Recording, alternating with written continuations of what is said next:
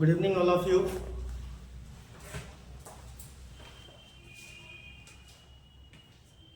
आज हम लोग इंडियन ज्योग्राफी में एक मेजर पार्ट डिस्कस करने वाले हैं। इस पार्ट के अंदर जो भारत का प्लेट टेक्टोनिक एरिया है,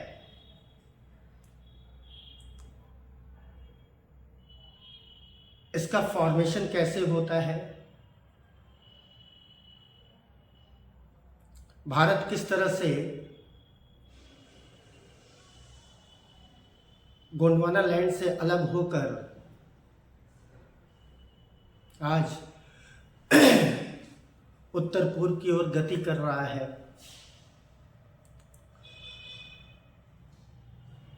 इसको समझने के लिए जो ऐतिहासिक पृष्ठभूमि है, भौगोलिक ऐतिहासिक पृष्ठभूमि है, वहाँ तक थोड़ा हमें जाना पड़ेगा।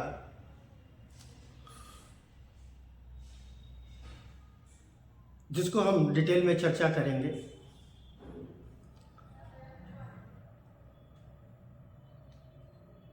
साथ ही साथ यूपीएससी के अंदर या पीसीएस के एग्जाम के अंदर इस टॉपिक की कितनी भूमिका है, इसको भी समझने का प्रयास करेंगे। अगली इम्पॉर्टेंट चीज ये है कि इस टॉपिक को डिस्कस करने के बाद और कौन कौन से एरिया हमारे स्ट्रॉन्ग हो जाते हैं। तो सबसे पहले हम लोग इस बात की चर्चा करते हैं कि ये टॉपिक हमारे लिए महत्वपूर्ण क्यों है और ये टॉपिक हमें क्यों पढ़ना चाहिए। जैसा कि 2024 यूपीपीसीएस का एग्ज़ाम हुआ है और प्लेट्स के अंदर जो इंडो ऑस्ट्रेलियन प्लेट है और यूरेशियन प्लेट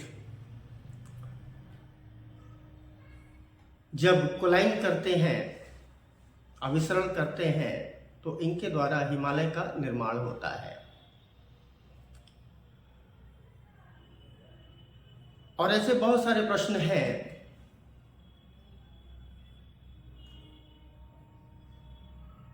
जिसका उत्तर भारत के टेक्टोनिक मूवमेंट को समझने के बाद ही दिया जा सकता है। दूसरा, मेंस के दौरान भी हम देखते हैं कि 2013 में कि पश्चिमी घाट की तुलना में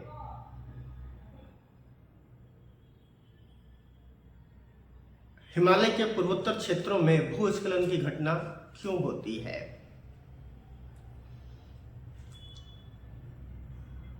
इसका मतलब ये है, इसका तात्पर्य ये है बेटा कि अगर ये टॉपिक हम पढ़ते हैं तो इस टॉपिक के साथ साथ हम कई और जो सब डिविजन्स हैं, जो उपवर्ग हैं, उनको भी साथ में कवर करते हुए आगे बढ़ते हैं। अगर हम हिमालय का फॉर्मेशन पढ़ते हैं तो बगैर टेक्टोनिक मूवमेंट को समझे बगैर हम हिमालय की उत्पत्ति को नहीं समझ सकते हैं।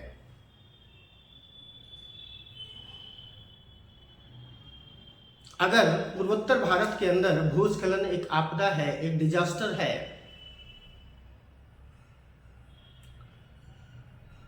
तो उसके कारण क्या क्या हैं, इसको समझे बगैर हम उसका उत्तर अच्छी तरह से नहीं लिख सकते हैं। क्योंकि पूर्वोत्तर भारत में हमें पता है टेक्टोनिक मूवमेंट के कारण लगातार भूकंपीय घटनाएं होती हैं, विवर्तनिकी क्रियाएं होती हैं, जिसके कारण हमें भूस्खलन की घटना उन क्षेत्रों के अंदर अधिक दिखाई देती है।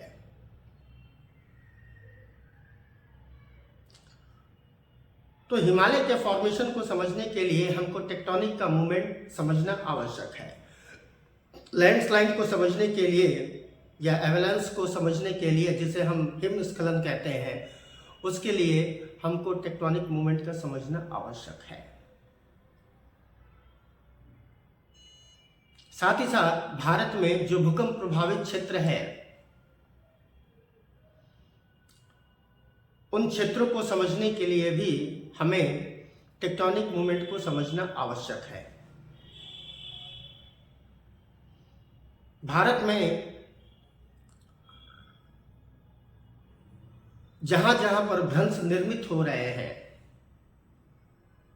या निर्मित हो चुके हैं, क्योंकि जहां फॉर्मेशन चल रहा है वो न्यू टेक्टोनिक एरिया के अंदर आता है, और इससे पहले हम पैलियो टेक्टोनिक की चर्चा करेंगे, यानी पूर्व में जो निर्माण हो चुका है। तो चाहे वो ग्रेट बाउंड्री फॉल्ट हो या मेन सेंट्रल थ्रस्ट हो, चाहे वो इंडो सांको सचर जोन हो, चाहे वो नर्मदा फॉल्ट हो, चाहे वो दामोदर फॉल्ट हो, चाहे वो कोयना फॉल्ट हो, इन सब को समझने के लिए हमको टेक्टोनिक मोशन को समझना आवश्यक है।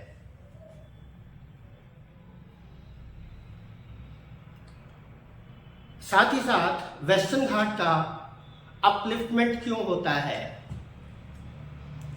पश्चिमी घाट का क्षेत्र क्यों उठा हुआ है और पूर्वी घाट का क्षेत्र क्यों झुका हुआ है, यानी पश्चिमी घाट का जो क्षेत्र है ये ऊपर उठा हुआ है और पूर्वी घाट का जो क्षेत्र है वो नीचे की तरफ झुका हुआ है। इसीलिए प्रायद्वीपीय पठार की जो नदियां हैं, चाहे गोदावरी हो, कृष्णा हो, कावेरी हो, ये सभी नदियां पश्चिम से पूरब की ओर गमन करती हैं। या पश्चिमी घाट का भाग पूर्वी घाट की तुलना में, यानी वहां का जो पश्चिमी घाट का मग्न तट है वो पूर्वी घाट की तुलना में चौड़ा क्यों है। इन सब प्रश्नों के उत्तर को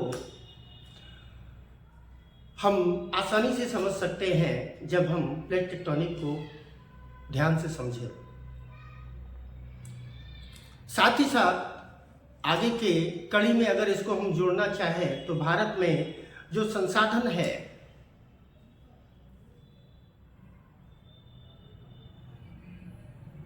खनिज संसाधन जैसे कोयला, पेट्रोल, गैस, इन सब के डिपोजिशन के बारे में भी जानकारी हमको यहां से मिलती है।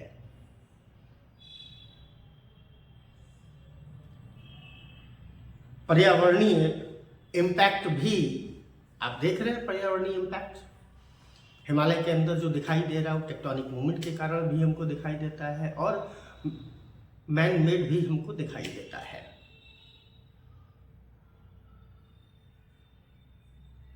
कहने का अर्थ ये है कि हम इसको अर्थव्यवस्था के साथ भी हम जोड़ सकते हैं, विकास के साथ भी हम जोड़ सकते हैं।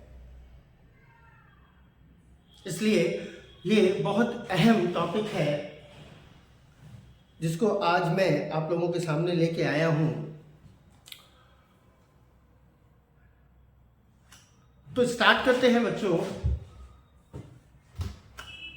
भारत का जो जियोफिजिक्स है, अभी चर्चा हो चुकी है कि आवश्यक क्यों है, और अब डिटेल में बात करते हैं कि भारत का जो जियोफिजिक्स है इसका फॉर्मेशन कैसे होता है, भारत की उत्पत्ति कैसे होती है। भारत में अगर हम फिजियोग्राफिक डिवीजन देखें तो उत्तर का विशाल मैदान के उत्तर में उत्तर का पर्वतीय क्षेत्र है, फिर उत्तर का विशाल मैदान है जिसे north great plain of India कहते हैं, फिर पेनिनसुला का पार्ट है यानी प्रायद्वीपीय पठार का क्षेत्र है, इसके साथ ही साथ हमको पश्चिमी तटीय मैदान और पूर्वी तटीय मैदान की अवस्थिति हमको दिखाई देती है।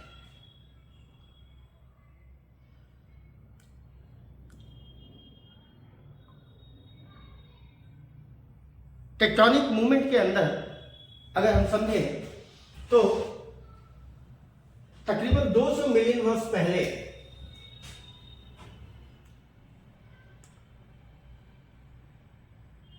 ये पूरा का पूरा जो ग्लोब था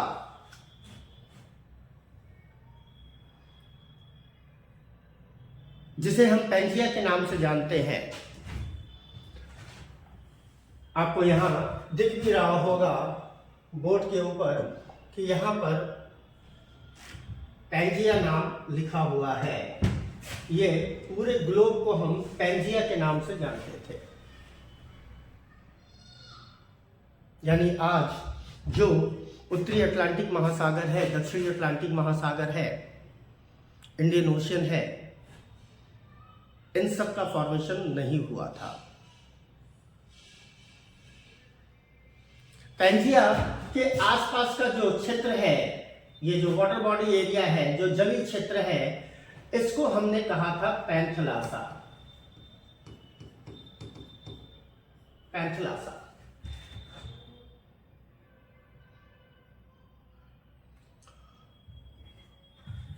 तो आरंभिक समय में पैंजिया का विखंडन होता है और पैंजिया 2 पार्ट में टूट जाता है। अगर दूसरे स्लाइड में हम समझने की कोशिश करें तो पैंजिया हमारा क्या है, 2 पार्ट में यहां पर डिवाइड होने की कोशिश करता है। यानी पैंजिया यहां पर 2 पार्टों में क्या हो रहा है, डिवाइड हो रहा है।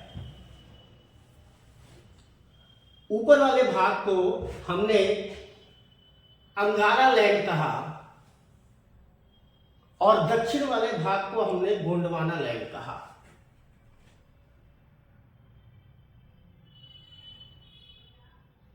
फिर 180 मिलियन वर्ष पहले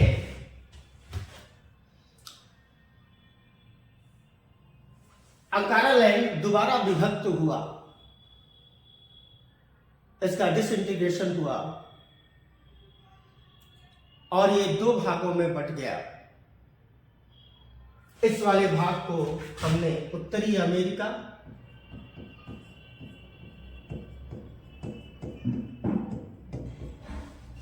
और ये वाला भाग क्या है, यूरोप,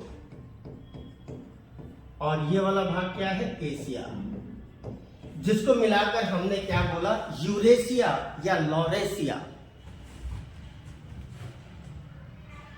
का निर्माण होता है। यानी उत्तरी अमेरिका और यूरोप और एशिया का जो निर्माण होता है वो अंगारा लैंड से होता है और दक्षिणी अमेरिका महाद्वीप, अफ्रीका महाद्वीप, ये रहा हमारा दक्षिणी अमेरिका महाद्वीप, अफ्रीका महाद्वीप, इंडिया, नीचे अंटार्कटिका, ऑस्ट्रेलिया, इन सब का जो निर्माण होता है बेटा वो गोंडवाना लैंड के टूटने के कारण होता है। इसलिए 180 मिलियन वर्ष पहले अगर हम देखें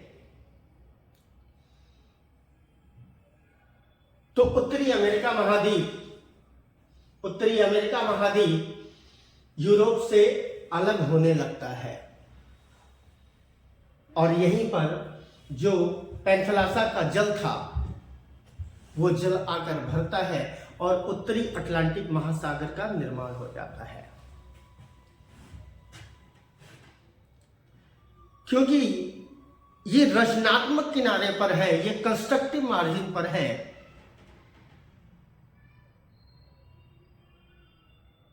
हम जानते हैं कि प्लेट विवर्तनीय सिद्धांत के अंतर्गत 3 तरह के किनारे होते हैं। पहला किनारा हम देख लेते हैं। पहला किनारा समझने में थोड़ी आसानी होगी। पहला किनारा जिसे हम कहते हैं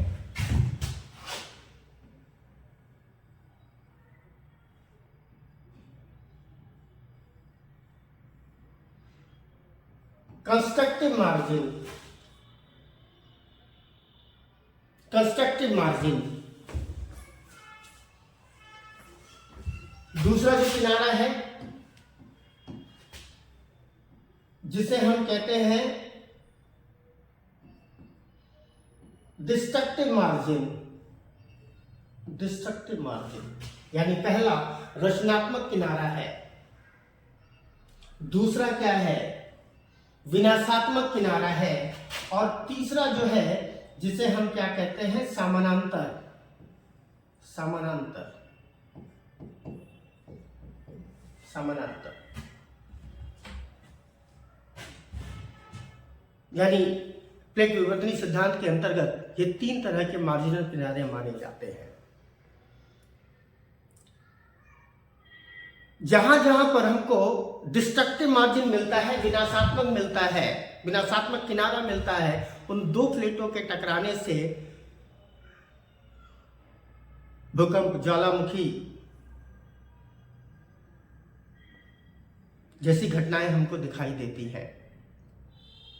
साथ ही साथ न्यू माउंटेन फॉर्मेशन भी हमको, यानी नवीन वलित मोड़दार पर्वतों का निर्माण भी हमको दिखाई देता है। दूसरा जो कंस्ट्रक्टिव मार्जिन है, जो रचनात्मक किनारा है, रचनात्मक किनारे पर भी क्योंकि यहां प्लेटों का निर्माण होता है, और यहां डिस्ट्रक्टिव मार्जिन यानी विनाशात्मक किनारे पर प्लेटों का विनाश होता है,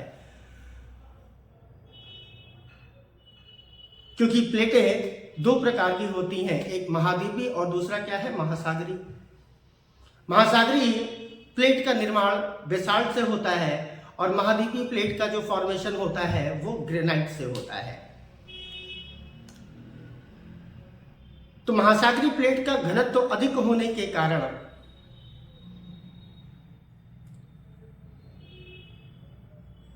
महाद्वीपीय प्लेट के अंदर उसका क्षेपण होता है, उसका सबडक्शन होता है, क्योंकि महाद्वीपीय प्लेट का घनत्व कम होता है। अगर ये महासागरीय प्लेट जैसे प्रशांत महासागरीय प्लेट, पैसिफिक, जिसको हम पैंथलासा कहते हैं, उस पैंथलासा का अवशिष्ट भाग ही आज, या शेष भाग ही आज हमको प्रशांत महासागर के रूप में दिखाई देता है। इसलिए प्रशांत महासागर एक महासागरीय प्लेट है। इसका घनत्व अधिक होने के कारण जहां जहां पर यह महाद्वीपीय प्लेटों से टकराता है, अंदर की तरफ क्षेपण करता है, सबडक्शन करता है।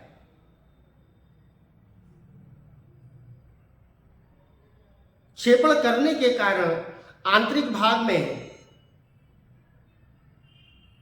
जब ये बेनी ऑफ जोन के अंदर इंटर करता है, तो बेनी ऑफ जोन में टेम्परेचर अधिक होने के कारण ये नीचे का भाग जो है ये गलना आरंभ हो जाता है। यहां प्लेटों का विनाश होता है, इसीलिए इसको कहा गया विनाशात्मक किनारा। और रचनात्मक किनारे पर प्लेटों का हमेशा निर्माण होता है। क्यों? क्योंकि जब प्लेटें डाइवर्जन लेती हैं तो पृथ्वी के आंतरिक भाग में स्थित मैग्मा का उद्गार होता है, और ये मैग्मा लेयर बाय लेयर जमकर क्या करती हैं, एक प्लेट का निर्माण करती हैं। अभी समझेंगे कि जो नया जीलैंडिया जिसकी बात चल रही है, ऑस्ट्रेलिया के पास में नया एरिया फॉर्म हुआ है, वो क्यों हुआ है, रिज का फॉर्मेशन हुआ है तो क्यों हुआ है।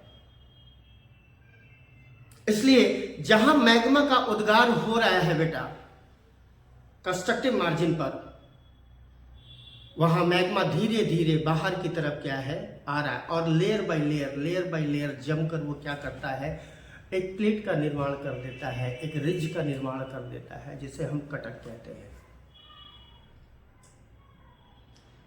इसलिए 180 मिलियन वर्ष पहले अगर हम देखें तो उत्तरी अमेरिका महाद्वीप, यूरोप और एशिया क्या होता है, सेपरेट होता है, अलग होता है, और उत्तरी अमेरिका महाद्वीप का डायरेक्शन इधर की तरफ दिखाई देता है, इधर की तरफ यानी वेस्ट की तरफ, और जो यूरेशिया है इसका डायरेक्शन इधर की तरफ दिखाई देता है, यूरोप और एशिया।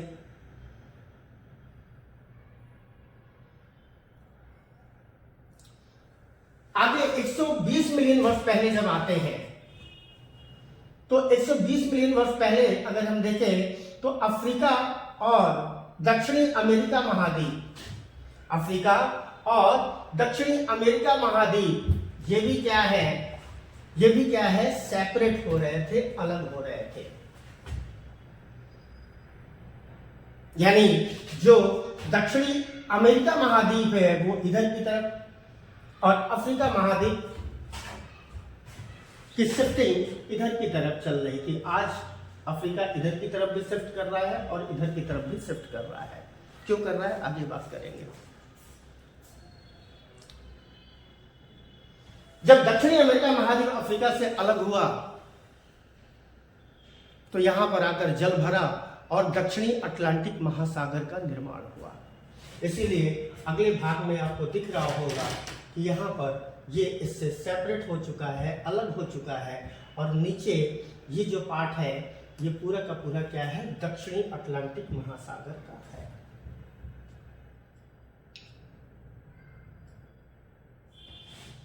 इसके आगे अगर हम चलते हैं, इसके आगे अगर हम चलते हैं तो हम देखते हैं बेटा कि जो अफ्रीका है, अफ्रीका के साथ क्या है, मेडागास्कर है, मेडागास्कर के साथ इंडिया है और ऑस्ट्रेलिया, और ये सारे भाग क्या थे, ज्वाइंट थे। क्योंकि दक्षिणी अमेरिका टूटकर क्या हुआ, अलग हुआ।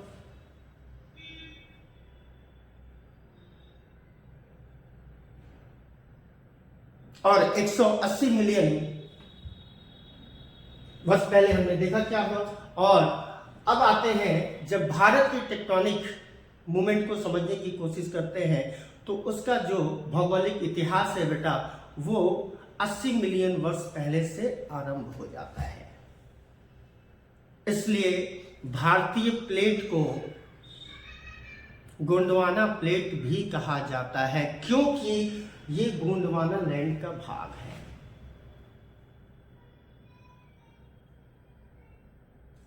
और ये नामकरण महाराष्ट्र में मिलने वाली गोंड जनजाति के नाम पर किया गया, इसलिए इसको गोंडवाना लैंड भी कहते हैं। इसे इंडो ऑस्ट्रेलियन प्लेट भी कहते हैं। अभी फॉर्म करते हैं, आगे आते हैं उसमें।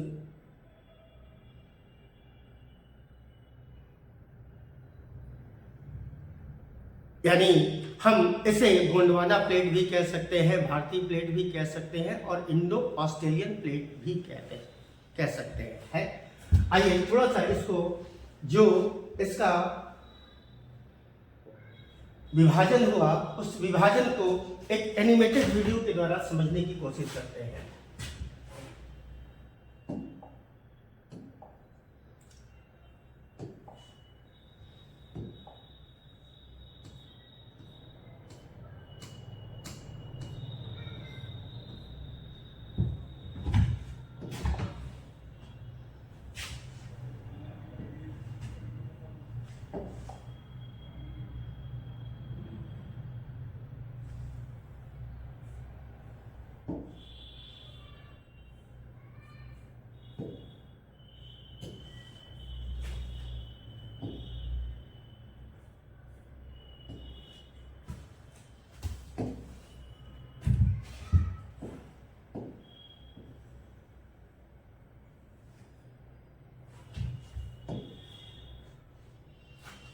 अगर ये पार्ट हम देख रहे हैं बेटा,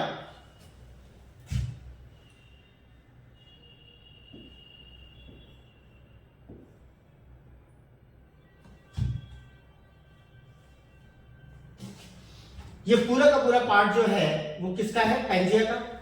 ये पूरा का पूरा पार्ट क्या है, पैंजिया का। और अब पैंजिया जब विभाजित होता है, यानी ये ऊपर का पूरा भाग ये हमारा नॉर्थ अमेरिका, ये साउथ अमेरिका, इधर वाले भाग में आ जाते हैं यूरोप और एशिया। ये सारे फॉर्मेशन हमको इसमें दिखाई दे रहे हैं 200 मिलियन वर्ष पहले। और जब पैंजिया दो भागों में टूटता है, यानी अगली स्लाइड में आप समझ सकते हैं कि अब पैंजिया का विभाजन क्या हो रहा है, दो भागों में टूट रहा है। उत्तरी अमेरिका ये पार्ट इससे टूटकर अलग हो रहा है, यहां पर आपको साफ दिखाई दे रहा होगा।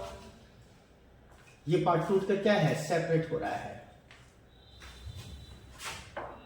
कहां से अलग हो रहा है, अंकारा लैंड से सेपरेट होकर क्या कर रहा है, एक नए कॉन्टिनेंट का फॉर्मेशन कर रहा है, जिसको हम क्या कहते हैं, नॉर्थ अमेरिका कॉन्टिनेंट कहते हैं। क्लियर। इसका अगला भाग अगर हम समझे 120 मिलियन वर्ष पहले, जो अभी मैंने रिपीट किया कि 120 मिलियन वर्ष पहले जो गोंडवाना लैंड का भाग है, चाहे वो दक्षिणी अमेरिका हो, अफ्रीका हो, इंडिया हो, ऑस्ट्रेलिया हो या अंटार्कटिका हो, 120 मिलियन वर्ष पहले ये इससे टूट कर क्या होता है, अलग होता है। अब यहां स्लाइड के द्वारा या एनिमेटेड वीडियो के द्वारा आप इस बात को समझ सकते हैं। और यहां पर धीरे धीरे डाइवर्जन के कारण बीच का भाग क्या हो रहा है, ओपन हो रहा है और दक्षिणी अटलांटिक महासागर का निर्माण हो रहा है।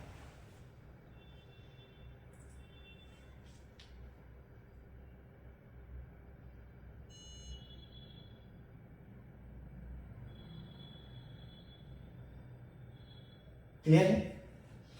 यही पद अगर हम समझे, थोड़ा सा अगर हम समझने की कोशिश करें, तो यही भाग जो था, ये जो पार्ट था, ये भी धीरे धीरे क्या हुआ, अलग हुआ। इस पार्ट को अगर हम देखें तो ये क्या है, इंडिया का पार्ट है, ये क्या है, अलग हुआ।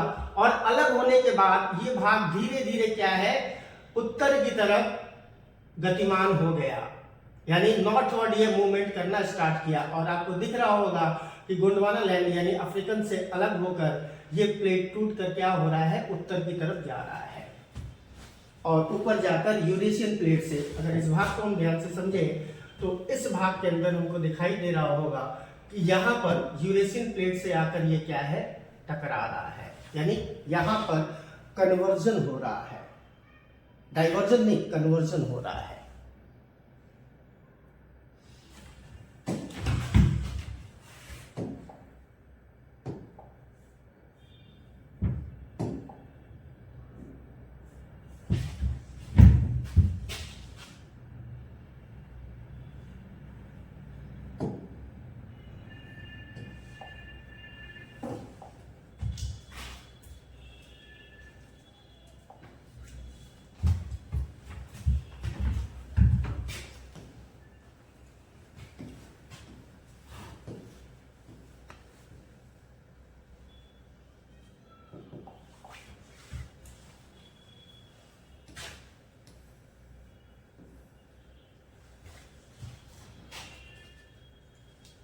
ये हमारा 0 डिग्री का भाग है, जिसे हम इक्वेटर, विषुवत रेखा या भूमध्य रेखा के नाम से जानते हैं। आज जो भारत की अवस्थिति है वो कहां पर है, 8 डिग्री 4 मिनट नॉर्थ में है। कहां से कहां तक, 8 डिग्री 4 मिनट नॉर्थ से अक्षांशीय विस्तार अगर हम देखें 37 डिग्री 6 मिनट नॉर्थ के बीच में भारत की अवस्थिति हमको दिखाई देती है, जो कि उत्तरी गोलार्ध के अक्षांश है। लेकिन यही भारत पहले 20 डिग्री दक्षिणी अक्षांश पर स्थित था, यानी धीरे धीरे संवहनी धाराओं के द्वारा, जो जिसके कारण पृथ्वी प्लेटों के अंदर गति होती है, मूवमेंट आता है, बॉयलर मोशन के द्वारा, ग्रेविटेशनल फोर्स के द्वारा, कई सारे रीजन है, जिसके द्वारा प्लेट का क्या होता है, संचरण होता है। और ये प्लेट गति करते करते कहां आ गई, आज 0 डिग्री को पार करके उत्तरी गोलार्ध के अंदर प्रवेश कर गई।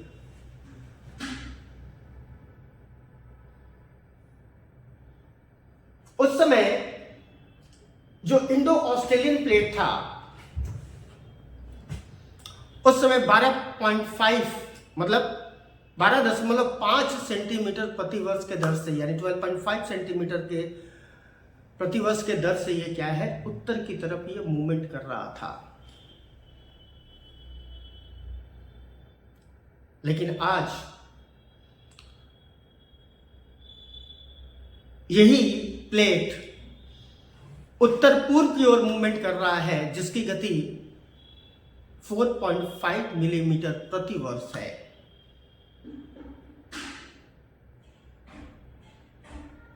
अर्थात इसकी गति में अगर हम देखें तो रुकावट उत्पन्न हुई है। इसकी गति पहले की तुलना में कम हुई है। क्यों हुई है, इसकी व्याख्या हम प्लेट टेक्टोनिक थ्योरी के आधार पर, यानी जब जियोफिजिक्स ऑफ इंडिया हम पढ़ते हैं तो वहाँ पर ये समझने का प्रयास करते हैं कि इसकी गति क्यों कम हुई, क्या कारण है। तो आइए चर्चा करते हैं इस बात की। ये पूरा का पूरा नॉर्थवर्ड मूवमेंट हुआ और ऊपर वाला भाग जो है ये यूरेशियन प्लेट का है, यूरेशियन प्लेट का है। और हमें पता है कि जो यूरेशियन प्लेट है ये एक महाद्वीपीय प्लेट का उदाहरण है। महाद्वीपीय प्लेट का उदाहरण है, यानी ये कॉन्टिनेंटल प्लेट है। और जो इंडो ऑस्ट्रेलियन प्लेट है, ये इंडो ऑस्ट्रेलियन प्लेट कॉन्टिनेंटल भी है और ओशनिक भी है, यानी महाद्वीपीय भी है और महासागरीय भी है। क्यों है, आइए बात करते हैं।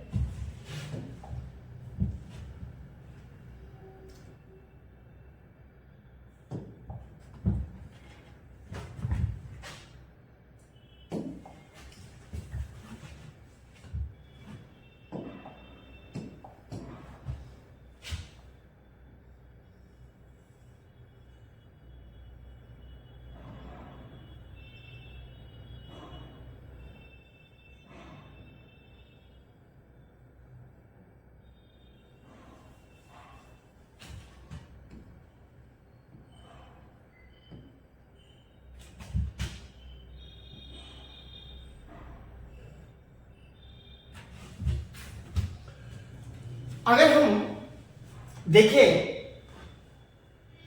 तो ये पूरा का पूरा जो क्षेत्र है ये इसका मार्जिनल एरिया है, यानी ये पूरा का पूरा भाग जहां पे मैं मार्क कर रहा हूं, आप ये समझ सकते हैं इसको देखकर कि ये पूरा का पूरा क्षेत्र क्या है, इसका मार्जिनल एरिया है। ये मार्जिनल एरिया है, ब्लैक से जो मैंने मार्क किया है, यानी थोड़ा सा और इसको हाईलाइट कर देते हैं।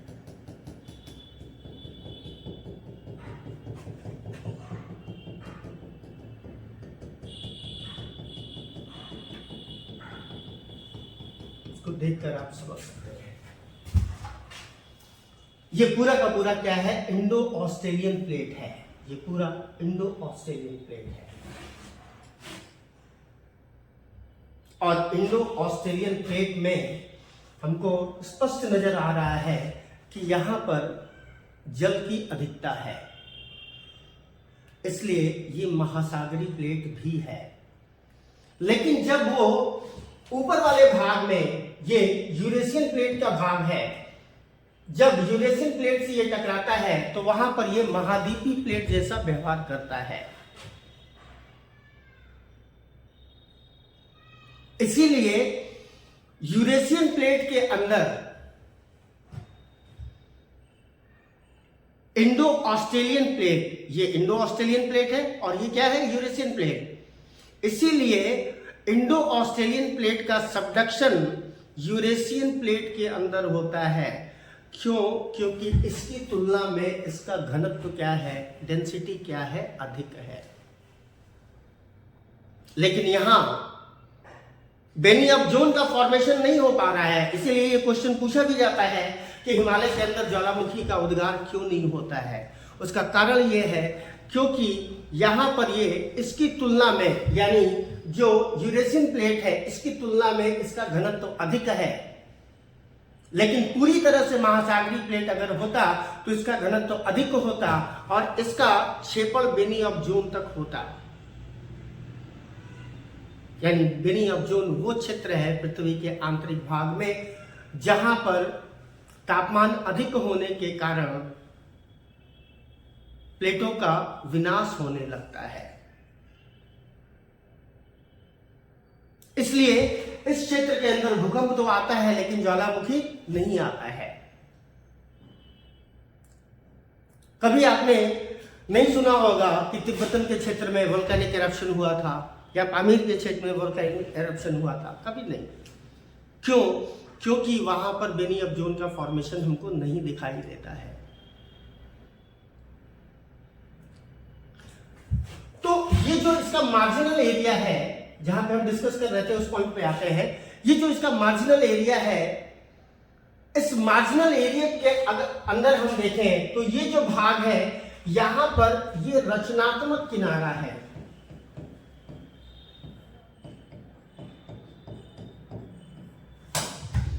इस भाग के अंदर आते हैं और इस भाग के अंदर भी आते हैं, तो यहां पर ये क्या है? विनाशात्मक किनारा है।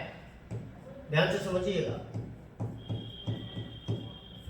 और इस क्षेत्र के अंदर भी जहां यूरेशियन प्लेट के साथ ये कोलाइन कर रहा है, यहां पर भी ये क्या है? विनाशात्मक किनारा है।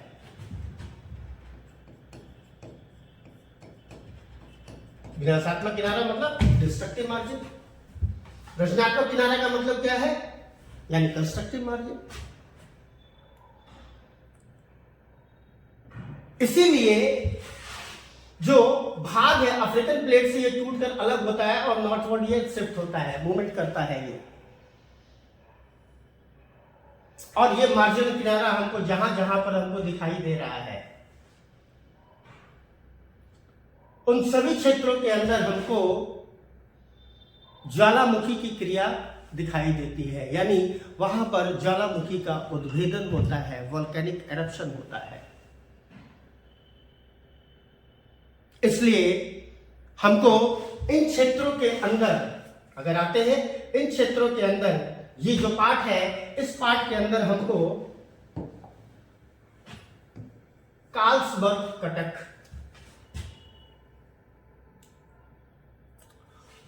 और नीचे आते हैं, यहां पर हमको मिलता है mid ocean ridge. Mid ocean ridge. और नीचे की तरफ चलते हैं इस भाग के अंदर, तो यहां पर हमको मिलता है साउथ ईस्ट रिज। इस क्षेत्र के अंदर इंटर करते हैं, ये है हमारा करमाडी रिज।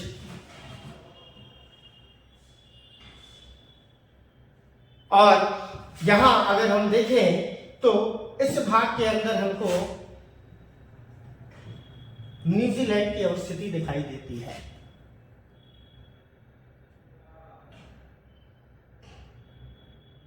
क्यों? क्योंकि इस मार्जिनल किनारे से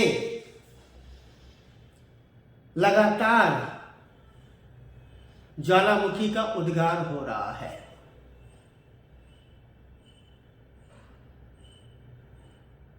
जो समुद्र के आंतरिक भाग में यानी समुद्र के अंदर लगातार परत दर परत करके क्या कर रही हैं? कटक का निर्माण कर रही हैं, रिज का फॉर्मेशन कर रही हैं।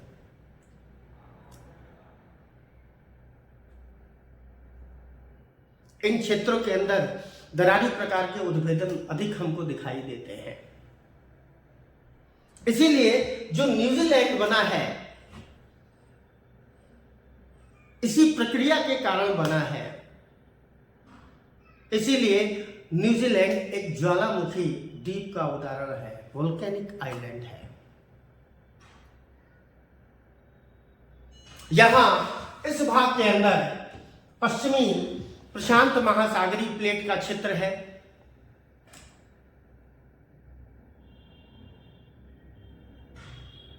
इसीलिए इन क्षेत्रों के अंदर भूकंप और ज्वालामुखी की घटना हमको निरंतर दिखाई देती है।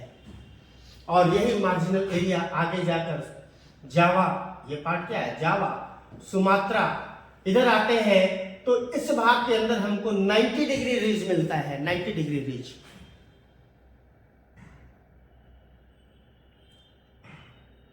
जिसका फॉर्मेशन टेक्टोनिक मूवमेंट के दौरान हुआ है। आज ये 90 डिग्री रिज हमको नहीं दिखाई देता है। इसका क्या कारण है, आगे हम लोग चर्चा करेंगे इस बात की।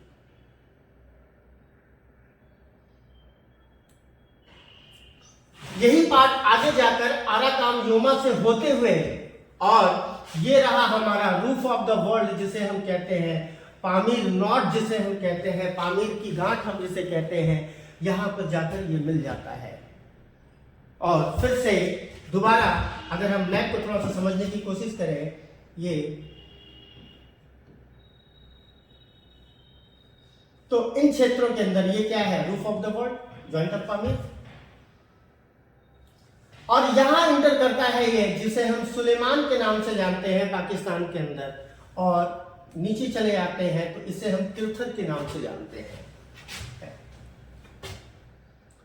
से इंटर करते हुए जो पार्शियन गल्फ है, ये क्या है, पार्शियन गल्फ का मुहाना है, यानी खंबात पार्शियन गल्फ का मुहाना है, यहां से होते हुए ये क्या है, नीचे की तरफ आकर मिल जाती है। इसीलिए ये जितने किनारे हैं, इन सब किनारों के क्षेत्र में हमको टेक्टोनिक मूवमेंट की घटना हमको निरंतर दिखाई देती है।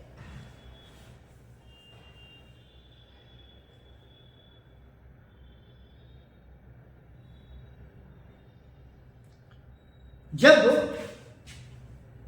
अफ्रीकन प्लेट से टूटकर इंडो ऑस्ट्रेलियन प्लेट नॉर्थ की तरफ मूवमेंट किया, ध्यान से समझिएगा, नॉर्थ की तरफ मूवमेंट किया, तो इसकी जो गति थी, इंडिया की जो गति थी, वो किधर की तरफ थी, वो नॉर्थ की तरफ थी, यानी भारत जो है वो उत्तर की तरफ चल रहा था।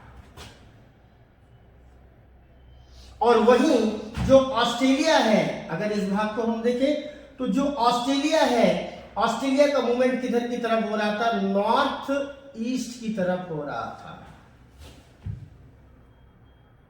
यानी इंडिया नॉर्थ की तरफ और ऑस्ट्रेलिया नॉर्थ ईस्ट की तरफ मूवमेंट करने के कारण क्या है बेटा, ये बीच का भाग क्या हुआ, फैलना शुरू किया, और यही हमारा 90 डिग्री रिज का फॉर्मेशन हो गया।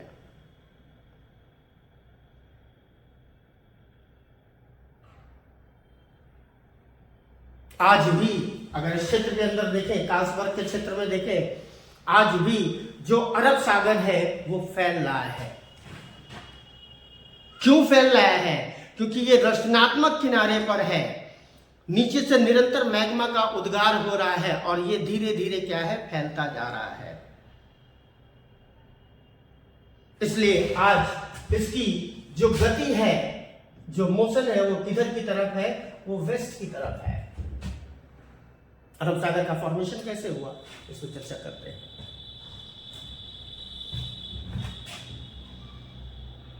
तो ये पूरा का पूरा हमारा क्या था, मार्जिनल एरिया था, किनारा था। अब इंडिया जब नॉर्थ की तरफ मूवमेंट किया, गति किया, तो उस समय अगर हम स्थिति को देखें तो उस समय इन क्षेत्रों के अंदर ये रहा हमारा अरावली, और ये जो क्षेत्र है जिसे हम कहते हैं राजमहल की पहाड़ी, अरावली और राजमहल की पहाड़ी, जो कहां है, झारखंड के उत्तर पूर्वी भाग में सीमा बनाती है, उत्तर पूर्वी भाग में स्थित है।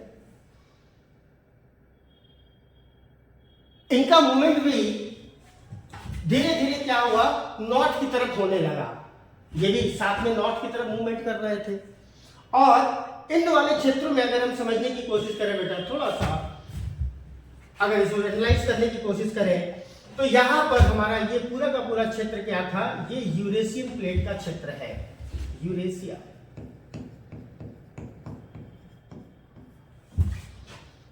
और यहीं पर हमारा तिब्बतन प्लेटू एरिया है, जिसे तिब्बत का पठार हम कहते हैं, उसकी अवस्थिति हमको दिखाई देती है।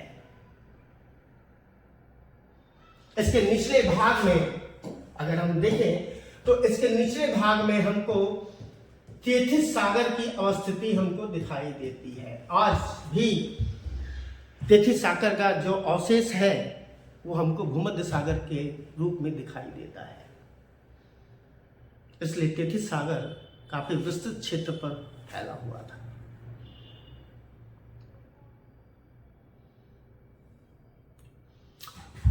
तो ये जो भाग है, जो अरावली का और राजमहल की पहाड़ी का, इनका जब सबडक्शन यहां पर होता है, यानी टेथिस सी के अंदर जब इनका सबडक्शन होता है, इसको और थोड़ा सा लार्ज कर दे और लार्ज कर दे तो आपको और आसानी से समझ में आएगा।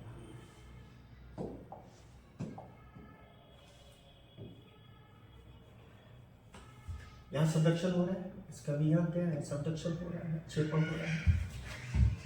यानी जब ये टेथिस सागर के अंदर छेपित हुआ, सबडक्शन हुआ यानी धसाव हुआ, तो इस धसाव के कारण ये जो सबडक्शन हुआ था वो द्रास के पास में हुआ था, और इस धसाव के कारण भारत के अंदर विवर्तनिकी परिवर्तन हमको दिखाई देने लगा।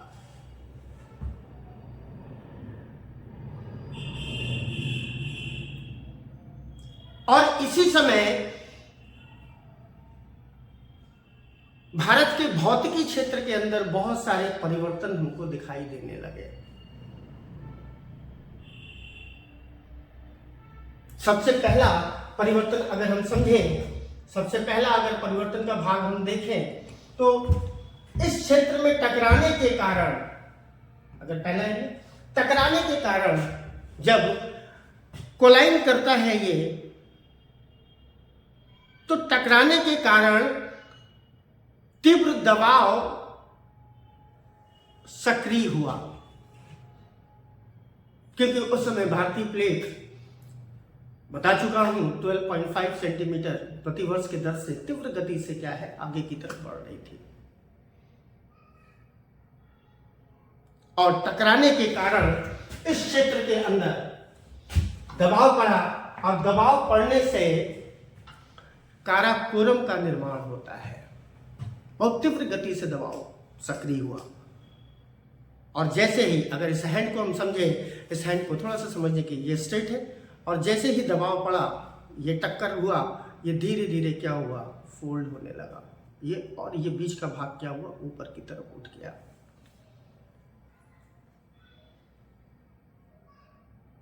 इसीलिए भारत की जो सबसे ऊंची चोटी है, जिसे हम क्या कहते हैं, काराकोरम, जिसे हम गॉडविन ऑस्टिन कहते हैं, K2 कहते हैं, कि अवस्थिति हमको इन क्षेत्रों के अंदर हमको दिखाई देती है। लेकिन क्या कारण है कि आज भी माउंट एवरेस्ट के क्षेत्र में निरंतर ऊंचाई में वृद्धि हो रही है? क्या कारण है कि काराकोरम हिमालय की तरह विकसित नहीं हो पाया? उसका कारण है बेटा, क्योंकि दबाव बल इतनी तीव्र गति से सक्रिय हुआ, कंप्रेशनल फोर्स इतना फास्ट हुआ कि बीच का भाग उठ गया, लेकिन बाकी इसका एक्सटेंशन जो होना चाहिए था, दबाव जो होना चाहिए था, उस दबाव के कारण एक्सटेंशन जो होना चाहिए था, वो विस्तारित नहीं हो पाया।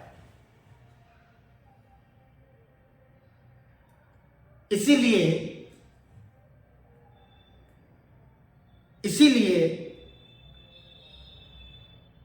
हमको जो काराकोरम है, काराकोरम के क्षेत्र में, लद्दाख के क्षेत्र में, जास्कर के क्षेत्र में, जिसे हम क्या कहते हैं, ट्रांस हिमालय का भाग कहते हैं, ये सिस्मिक दृष्टिकोण से ये क्षेत्र महत्वपूर्ण माने जाते हैं, भूकंपीय दृष्टिकोण से ये क्षेत्र महत्वपूर्ण माने जाते हैं। क्यों? क्योंकि यहां पर लगातार ये क्या कर रहा है, कन्वर्ज कर रहा है, लगातार टकरा रहा है।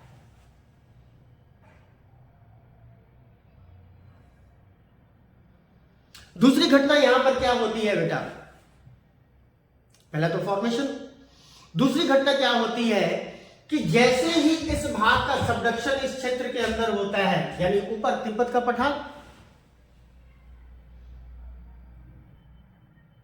जो प्लेट, इंडो ऑस्ट्रेलियन प्लेट, जो इंडिया का मूवमेंट नॉर्थ की तरफ फास्ट हो रहा था, तीव्र गति से हो रहा था, तिब्बतन प्लेट के दबाव के कारण, यहां क्या है, तिब्बतन प्लेट, इसके दबाव के कारण इसकी गति क्या हो गई, बाधित हो गई, अवरोधित हो गई।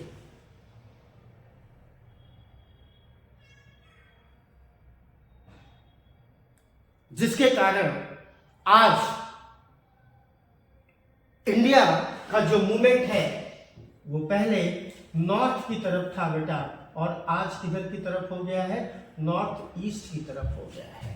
पहले कितना था, 12.5 सेंटीमीटर प्रति वर्ष था, आज कितना हो गया है, 4.5 मिलीमीटर प्रति वर्ष हो गया है। क्यों? क्योंकि यहाँ यूरेशियन प्लेट के अंदर इसका सबडक्शन, तिब्बतन प्लेट का दबाव, जिसके कारण ये आगे उत्तर की तरफ ये नहीं फैल पाया, इसलिए आज ये उत्तर पूर्व की ओर गति कर रहा है। मैंने अभी चर्चा की कि इसका सबडक्शन यूरेशियन प्लेट के अंदर होता है। अगर इसको मैथ से थोड़ा सा समझने की कोशिश करें तो और इजी हो जाएगा हमारे लिए। अगर इसका सबडक्शन अगर हम देखें,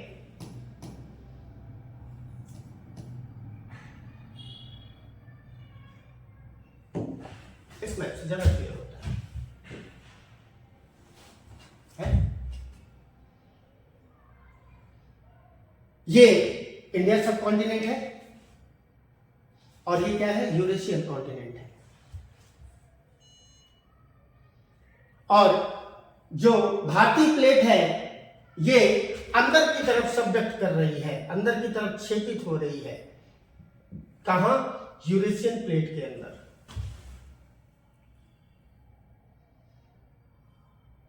अगर ये भाग, ध्यान दीजिएगा, अगर ये भाग इधर की तरफ अवतलित हो रहा है, यानी जो अरावली का क्षेत्र है, अरावली का जो सबडक्शन कहां हुआ, तेथिस जियोसिंक्लाइन में हुआ, तेथिस भूसंगति में हुआ, जिसके ऊपर हमको किसकी अवस्थिति मिलती है, तिब्बतन प्लेट की अवस्थिति मिलती है, यूरेशियन प्लेट की अवस्थिति हमको मिलती है। उसके दबाव के कारण, इसके दबाव के कारण इस क्षेत्र के अंदर क्या हुआ, दबाव पड़ा और ये भाग ऊपर की तरफ उठ गया। कौन सा भाग? यानी जो भारत का दक्षिणी भाग है, ये अगर भारत का शीर्ष इधर हम बना दें, अरावली का क्षेत्र है, तो यहां पर अगर दबाव पड़ा तो दक्षिण का भाग क्या हुआ, ऊपर की तरफ उठ गया। यानी प्रायद्वीपीय पठार का जो क्षेत्र है वो क्षेत्र ऊपर की तरफ उठा। और इसी समय की घटना है बेटा, इसी समय की घटना है कि आज जहां पर अरब सागर है वो अरब सागर नहीं था, ये पूरा का पूरा प्रायद्वीपीय पठार का क्षेत्र था,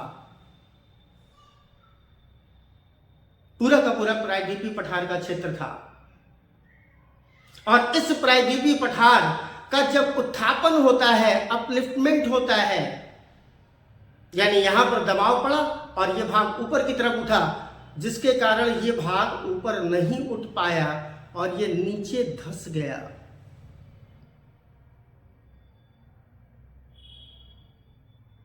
जिस पर हिंद महासागर का जल आकर भरता है और अरब सागर का निर्माण होता है। इसीलिए हम पश्चिमी घाट को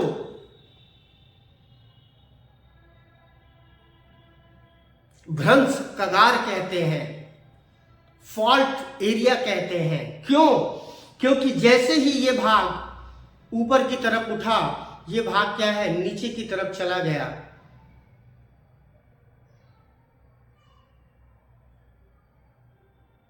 और जल आकर भरता है, अरब सागर का फॉर्मेशन हो जाता है।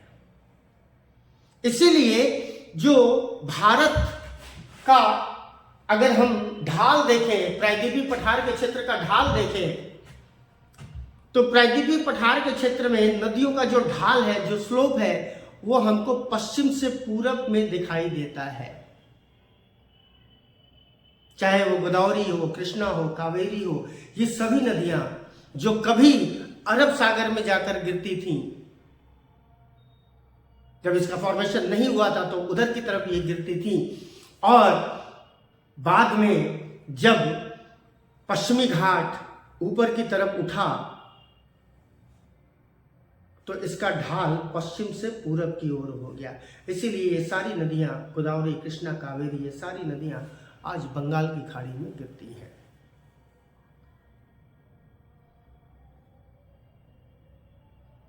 इसीलिए जो पश्चिमी घाट का मग्न तट है, कॉन्टिनेंटल शेल्फ है, उसकी चौड़ाई हमको करीब 150 किलोमीटर तक मिलती है। जब आप ओशनोग्राफी पढ़ेंगे तो उसमें 40 से 45 किलोमीटर तक के आसपास का जो क्षेत्र होता है उसे हम क्या कहते हैं? महाद्वीपीय मग्न तट कहते हैं। इसीलिए पश्चिमी घाट के क्षेत्र में मग्न तट की चौड़ाई हमको ज्यादा दिखाई देती है।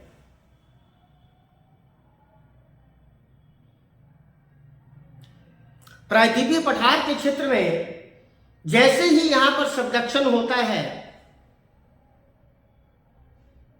आज हमें जहां पर ग्रेट मयूर फॉल्ट दिखाई देता है, यानी वो क्षेत्र आते हैं, मैप पर आते हैं, वो क्षेत्र जहां पर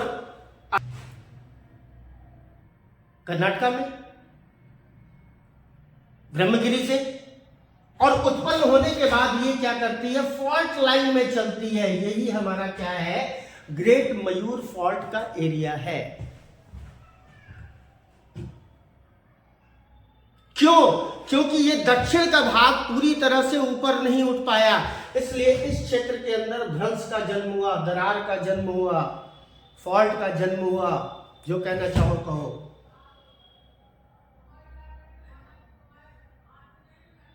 जिसके कारण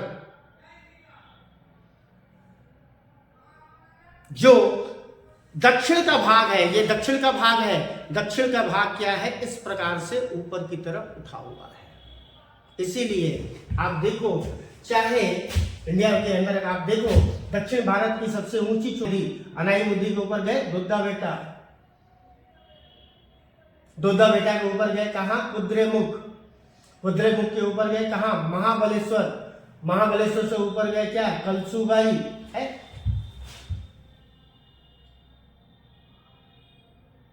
यानी दक्षिण भारत से जैसे जैसे हम उत्तर की तरफ बढ़ते हैं, ऊंचाई में निरंतर क्या है? कमी आती जाती है। इसीलिए मानसून की जो वर्षा है वो पश्चिमी घाट के दक्षिणी भाग में सर्वाधिक होती है। जैसे जैसे दक्षिण से उत्तर मानसून बढ़ता है, वर्षा की मात्रा में क्या है? कमी आती है। क्यों कमी आती है? क्योंकि ऊंचाई में निरंतर कमी मिलती है। ऊंचाई में निरंतर कमी मिलती है। इसीलिए ये जो हमें पता है, ये कोंकण तटीय क्षेत्र है। कोंकण तटीय मैदान का क्षेत्र है। नीचे चले आते हैं, ये क्या है? कर्नाटक का मैदान, कर्नाटक तटीय क्षेत्र। और ये क्या है? मालाबार,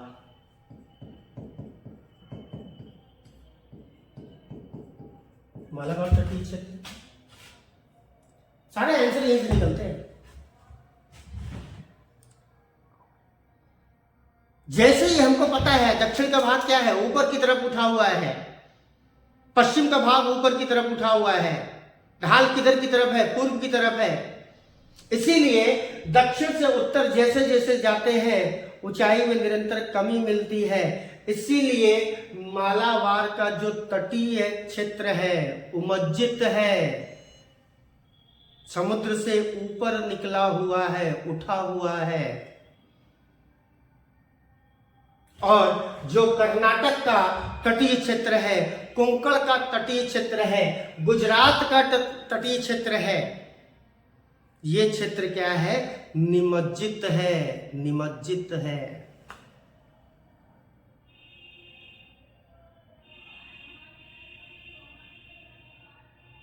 ये टेक्टोनिक मूवमेंट को समझने के बाद ही ऐसे प्रश्नों का उत्तर समझ में आता है।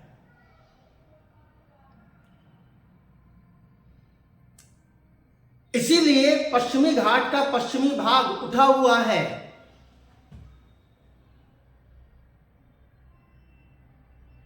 वहां का जो क्षेत्र है, उन क्षेत्रों के अंदर हमें क्या है, ज्वार नदमुख डेल्टा का फॉर्मेशन दिखाई देता है, एस्चुरी का फॉर्मेशन दिखाई देता है। क्यों? क्योंकि इन क्षेत्रों का जो ढाल है अत्यंत तीव्र है, अत्यंत तीव्र है। क्यों तीव्र है? क्योंकि यहां पर इसका सबडक्शन होता है और ये भाग क्या है, ऊपर की तरफ होता है। कौन सा? दक्षिण का भाग। जिसके कारण उस समय इस पठारी क्षेत्र के अंदर हमें कई स्थानों पर दरारों की उत्पत्ति होते हुए दिखाई देती है, भ्रंश की उत्पत्ति होते हुए दिखाई देती है। इसीलिए पश्चिमी घाट उठा हुआ है।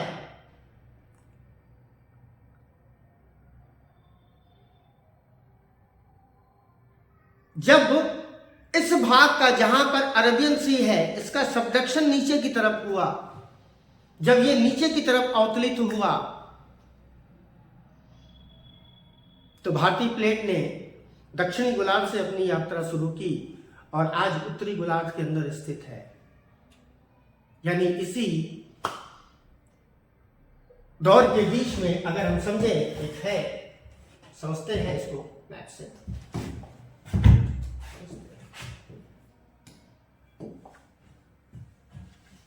कोशिश ये है बेटा आपको ज्यादा विजुअलाइज करा दूं। ये क्या है? दक्षिण में है। और जैसे ही ये कहां पर, इक्वेटोरियल रेंज के अंदर आती है, इक्वेटोरियल रेंज के अंदर आती है, ध्यान दीजिएगा, विषुवत रेखीय क्षेत्र के अंदर आती है, तो हम सभी जानते हैं कि विषुवत रेखीय क्षेत्र का तापमान क्या होता है? अधिक होता है।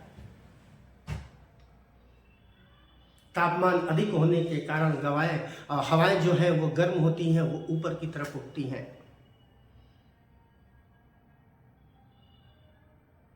और संघनित करके बादल का निर्माण करके वर्षा करती है। इसीलिए विषुवत रेखीय क्षेत्र के अंदर, इक्वेटोरियल रेंज के अंदर, जहां पर हमको ट्रॉपिकल क्लाइमेट मिलता है, इक्वेटोरियल क्लाइमेट हमको मिलता है, इन क्षेत्रों के अंदर सालों भर वर्षा होती है, सालों भर वर्षा होती है, जिसके कारण इन क्षेत्रों में हमको सदाबहार वन दिखाई देता है, जिसे एवरग्रीन फॉरेस्ट हम कहते हैं। यानी भारत की अवस्थिति भी क्या है, वहां पर हुई, और इन क्षेत्रों के अंदर भी हमें सदाबहार वन का विस्तार मिलता है। आज भी विषुवत रेखीय क्षेत्र के अंदर आप चले जाइए, चाहे वो अमेजन बेसिन का क्षेत्र हो, चाहे वो कांगो बेसिन का क्षेत्र हो, चाहे वो साउथ ईस्ट एशिया का भाग हो, इन सभी क्षेत्रों के अंदर हमको एवरग्रीन फॉरेस्ट मिलता है, सदाबहार वन मिलता है।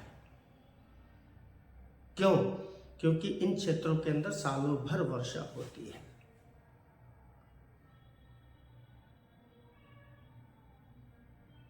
दूसरा फॉर्मेशन, आज जो पश्चिमी घाट के अंदर हमको लेटराइट मिट्टी मिलती है, छोटा नागपुर के पठार पर जो लेटराइट का फॉर्मेशन मिलता है, मेघालय क्षेत्र के अंदर हमको जो लेटराइट का फॉर्मेशन मिलता है, वो इसी दौर की घटना है बेटा।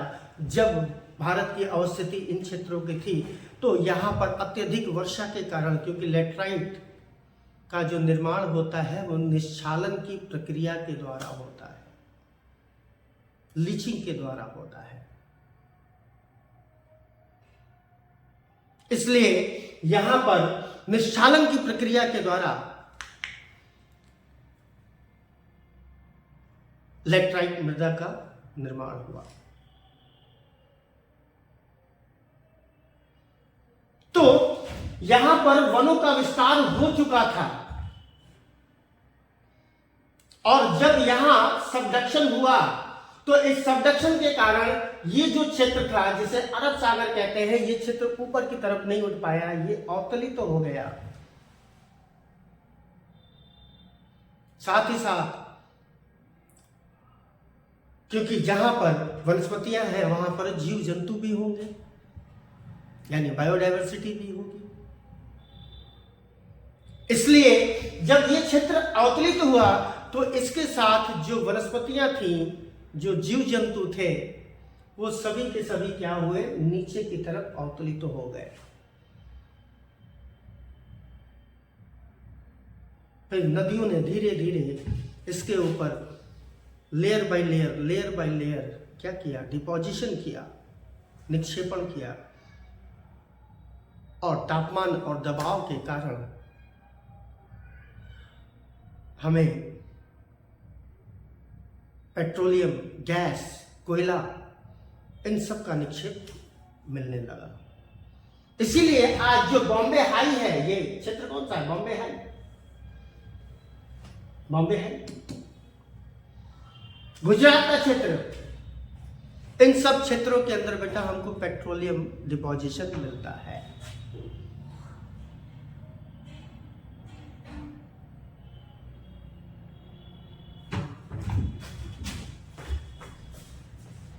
वीडियो को हम यहीं तक रखते हैं।